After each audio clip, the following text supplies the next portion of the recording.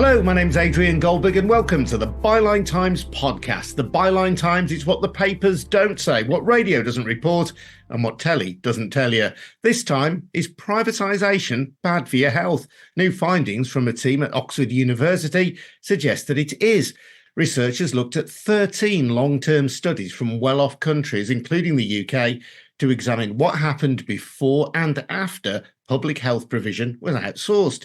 Their conclusion: increases in privatisation generally corresponded with worse quality of care. We're going to hear from one of those researchers, Ben Goodair, and Cat Hobbs, director of the campaign group We Own It. Welcome both. Ben, firstly, just give me a little bit of the background to the research, please. About 2 years ago, me and my colleagues at Oxford University published a breaking study looking at the outsourcing of care from the NHS in England. And we found that it corresponded with increases in treatable mortality rates. That's deaths from causes that are medically curable. So for this study, what we wanted to do is to see whether that finding was largely consistent across international contexts. And what we found, concerningly, was that it was.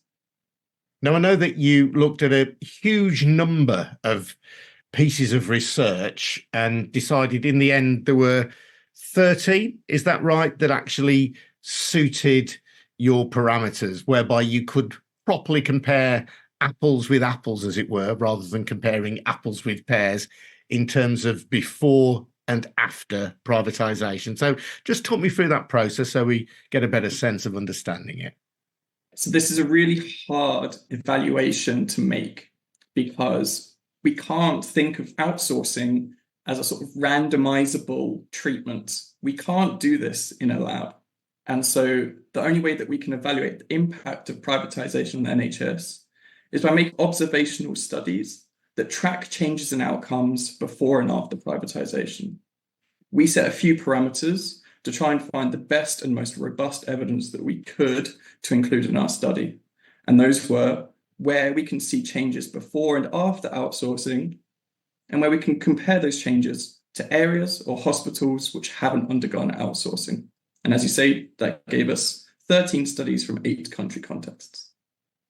And just explain then what kinds of privatisation you looked at, because it's not simply a case, is it, of saying here is an NHS-run hospital or equivalent in another country, and that hospital then being run by a private company. It's not as black and white as that, is it? So what we found were 2 different types of studies. One that compared the direct transfer, where a hospital that was owned by the public gets taken over by private companies. This happened in the US or Germany, for example. But another kind of study would look at the percentage of outsourcing going on within an area or within a hospital trust. And here we're looking at a sort of total level of expenditure or usage from the private sector. Okay, so the results then. What happened in your UK study and what happened more broadly? In the UK study, what we saw was that when areas increase their spending on for-profit companies within the NHS, we actually see that correspond with an increase in treatable mortalities. The total sum of this was billions of additional pounds being spent in the private sector between 2013 and 2020, and that corresponded with around 550 additional deaths from treatable causes. That was our UK study. What we actually found was that is happening elsewhere too. For example, in Italy, they went through similar reforms in the 90s, and they too saw that where regions outsourced the most, they had greater deaths at a population level. The other main finding was when hospital transfer from public sector to private ownership, we see a decline in the quality of care. This is often measured either through staffing ratios, so per patient, staffing gets cut after private companies take over a hospital, or we see that the case mix of the patients change. Private companies often target more profitable patients, those with more generous health insurance, or those who are healthier and easier to treat. Both of these things are ways for companies to try and maximize their profits rather than potentially delivering the best quality care. But the blunt truth of it then is that, as my headline suggested, that privatisation of health services is bad for your health.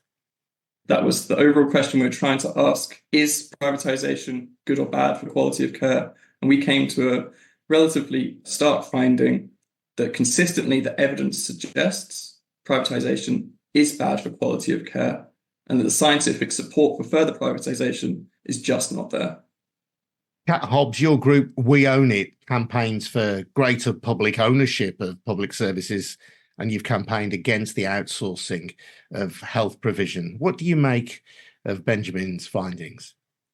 I think it's incredibly useful to have this clear evidence that shows really clearly that privatisation doesn't work, and it exposes the kind of failed logic of privatisation. Some of the reasons I think it hints at as to why privatisation of healthcare doesn't work, cherry picking, cutting corners. These things are themes when private companies run public services. And what we see at We Own It is that you get the same kind of pattern happening again and again when our services get privatised. So if you think about key public services like water, energy, the railway, buses, Royal Mail, care work, and of course the NHS, these are all services that we rely on. They're services where there isn't really a meaningful market, and they're services that are vital for us to be able to have a high quality of life and to support the rest of the economy and society.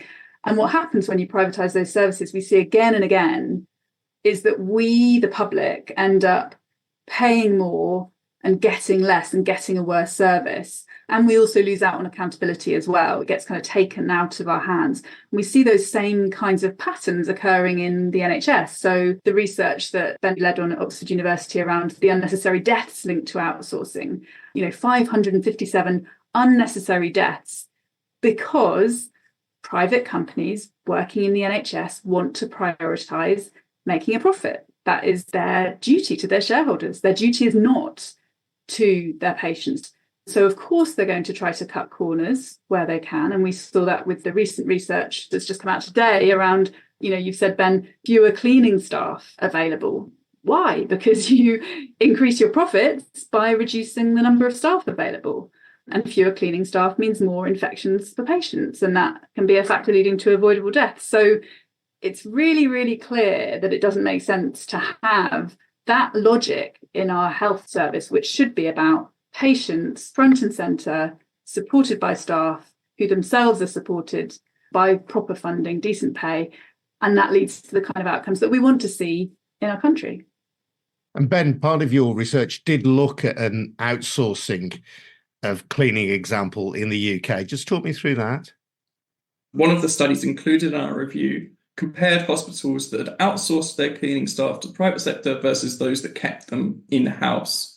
And kind of remarkably, what they find is that the hospitals that have outsourced their cleaning services end up having more infections within the hospital.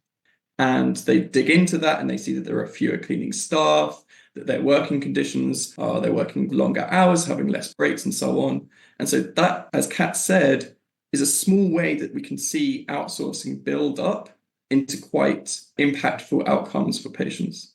Was there any evidence in terms of direct treatment of patients being privatised and then leading to less positive outcomes for those patients?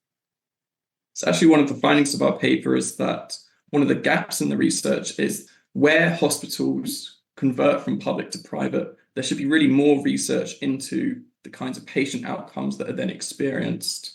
It's really hard to compare patient outcomes in public and private hospitals, often because, as you said at the beginning, you might be comparing apples and oranges.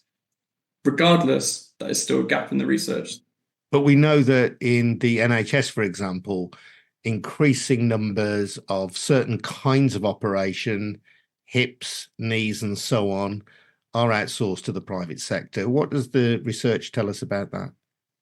Well, one thing the data says that this is happening at quite an alarming rate. In the last 3 years, the number of cataract surgeries done in the private sector has absolutely boomed. And so if the conclusion from this research is that that's bad for the quality of care, then in these areas such as cataracts, knees and hips, we should be worried at the rate of increase. Very often, Kat, anecdotally, patients say that they're very happy to be treated in a private hospital. They may say that the conditions, the surroundings are nicer than NHS settings. And if it's a case of getting your cataracts done or getting your hip operation done more quickly through a private provider, many people are completely relaxed about that. I don't think that's quite right. We saw in the pandemic the incredible support that the British public has for the NHS and its staff. I think patients obviously want to be treated. They want to be treated as quickly as possible. They don't want to have to wait. And what we're seeing with this government is that by systematically underfunding our NHS, it's forcing patients to have to go private. Essentially, either you're on a waiting list for far too long or you try to go private. And the government is really setting up that situation quite deliberately. In 2014, we had the best healthcare system in the world. It was efficient, it was effective. And then what we've seen, underfunding and privatisation. And those two things go hand in hand. So if you cut a service, if you cut the NHS the way this government has, you make it harder for the staff to provide a decent service. And then you're pushing people away and you're forcing them to go private. And that is what the government is doing. And it's quite deliberate. We had the best healthcare system in the world. We could have that again, which is why we've now launched a campaign ahead of the next general election, calling on all election candidates to commit to reinstating the NHS as a fully public service. And what we're calling for specifically is for them to commit to ending outsourcing, so this kind of approach that the research describes, outsourcing contracts should come back in-house, reinstate the legal duty of the Secretary of State to provide healthcare for everyone. That legal duty was taken away in 2012 when our NHS was opened up to privatisation. And since then, £100 billion has been spent on non-NHS providers. That's a real drain on our NHS. And we're also saying, fund the NHS the way that other countries fund their healthcare systems. So 40 billion extra a year to bring us in line with those other countries. So we're calling on all candidates to commit to those promises because we think now is the moment. We've had so many years of this government undermining our NHS when at the start of this government, back in 2012, our NHS was absolutely fantastic and we shouldn't let them get away with it. So if your listeners, especially having heard this latest evidence about the damage caused by privatisation, please visit our website, weownit.org.uk, and send a message to your election candidates because they are the ones who need to hear this. I really, really hope, this is research from Oxford University. This is very authoritative, clear evidence. And I think I really want to see Wes Streeting, Shadow Health Secretary, and Victoria Atkins, the Health Secretary, reading this research and saying, look, if we're expecting to be in government after the next election, what are we doing allowing private companies to take chunks of our NHS when we know the outcome for patients will be worse as a result? We see that from this research. What on earth are we doing allowing more and more privatisation? We should be putting a stop to it, reversing it, taking back our NHS so that it can work for patients and not for a handful of shareholders. Ben, of course, correlation is not the same as causation, is it? So you've measured health outcomes before privatisation, you've measured health outcomes after privatisation, and overall they show a decline in health outcomes. That's not proof of a link, is it? No, of course not. And as researchers, what you're always really worried about is that something else might be happening at exactly the same time, which is then causing the outcomes to change. However, all the studies included in our review, the researchers will do their best to try and account for that, to try and think of those reasons, and will tend to conclude that, as far as we can say, this is the best estimate that we have of the impact of outsourcing. And so while we can't do a randomized experiment of this stuff, if we want science to inform our understanding of the impacts of outsourcing and privatization, then we really do have to rely on these best estimates made by observational studies, which, while can't absolutely claim causality, can get as close as possible. You did find some positive spin to privatisation, didn't you? I think in Croatia, where there were some pluses for patients. That's right. So our results were not completely unanimous. And there were two studies which were a little bit interesting in going against the trend. One found that after privatisation, for example, patients got access to phone calls from their primary care that they didn't have when it was public sector. Another paper found that when certain workers were outsourced to the private sector, they started claiming fewer hours of illness. This was their measure of quality of care. Were workers going off sick, perhaps from accidents or something like this? They were like, that's interesting. And they followed that up with a qualitative study.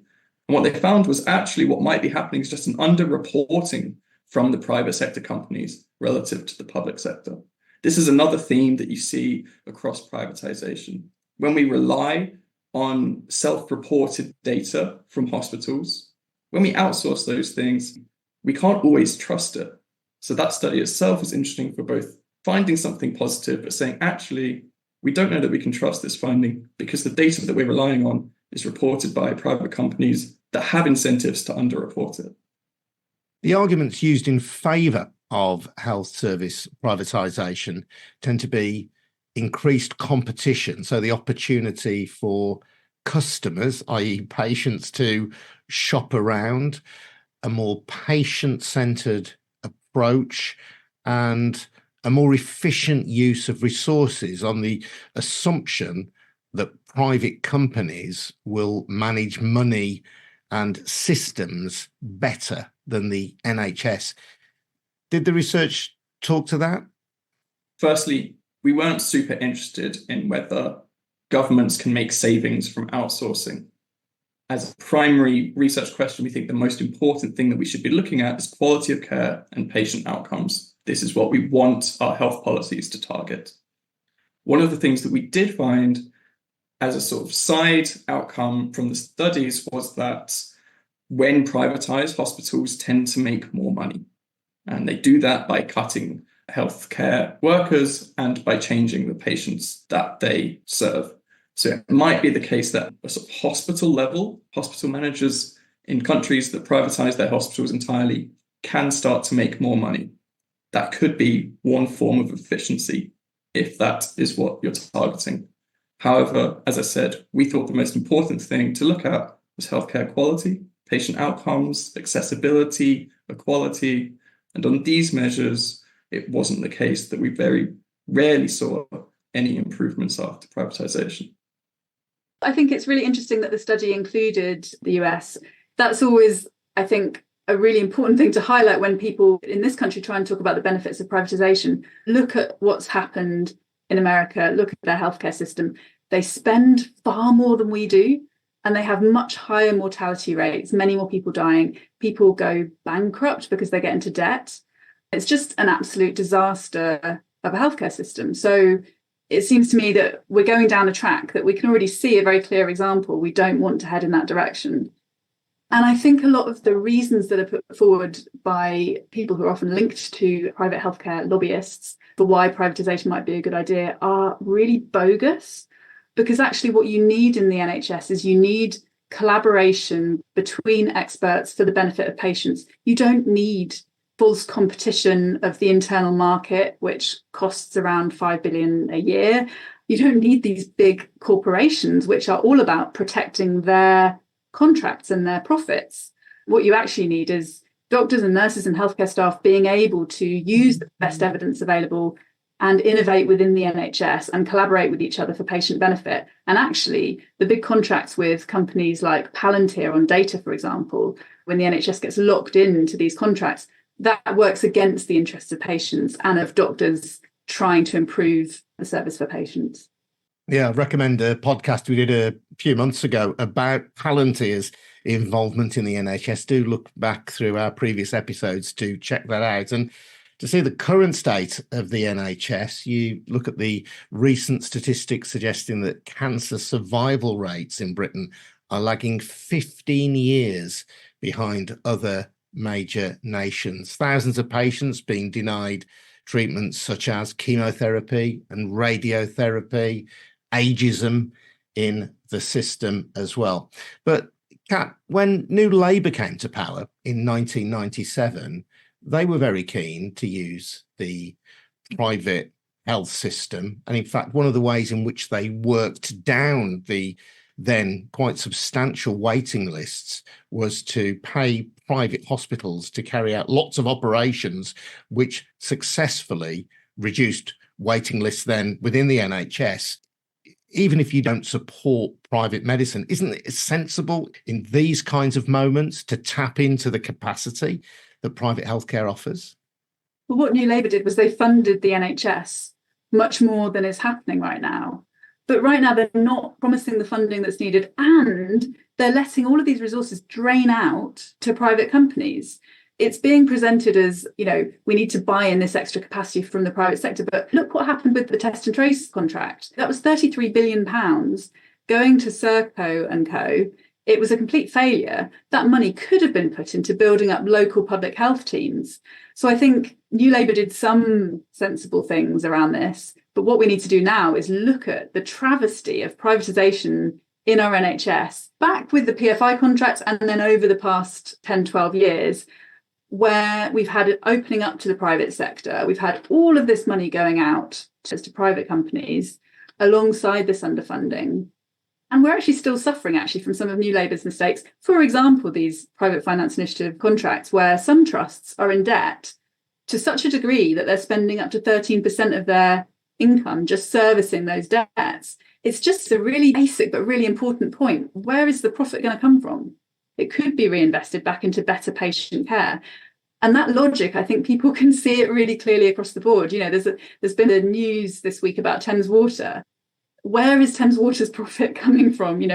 Thames Water's made a profit by not investing in the infrastructure that's needed, allowing sewage to flow into our rivers, allowing leaks in our system, so that they can give dividends to their shareholders, and also so that they can build up debt, because they're essentially a financialized money-making company rather than a water service. And it's the same logic. It's the same logic in the NHS. There's a choice to be made. Are we putting this money into shareholder dividends and profit, or are we prioritising the patient and the public in our public services? Benjamin, what have you and your colleagues got lined up next as research in this area? And do you think politicians are listening? What we're looking at next is actually social care services. So one direction the NHS might go or might look to is what's happening in adult social care and long-term care, care homes and nursing homes, where there has been a vast takeover by the private sector. And now the vast majority of care homes are owned by for-profit companies. What we see consistently here is not only that for-profit providers deliver worse care in care homes, but also there's a massive care crisis going on where the standards across the board are just poor. And so what we're wanting to do is look into this and see if we can't add to the robust research that we've been producing on the NHS, but also looking at social care services too. Are policymakers listening? Maybe no. Media and people, I think, very much so. Thank you very much indeed for your time. Benjamin Goodair from Oxford University. Thanks to Cat Hobbs as well from We Own It. I'm Adrian Goldberg, and you've been listening to the Byline Times podcast. If you do want to support our work on this podcast, then please consider taking out a subscription to the Byline Times. That's our brilliant monthly newspaper, which contains the best of our online offerings with content that you can't read anywhere else. So head over to bylinetimes.com and please take out a subscription. That's at bylinetimes.com. This has been a We Bring Audio production for the Byline Times by me, Adrian Goldberg, and Harvey White in Birmingham. Thank you very much indeed for listening. We'll see you again soon. Cheers now. Bye-bye.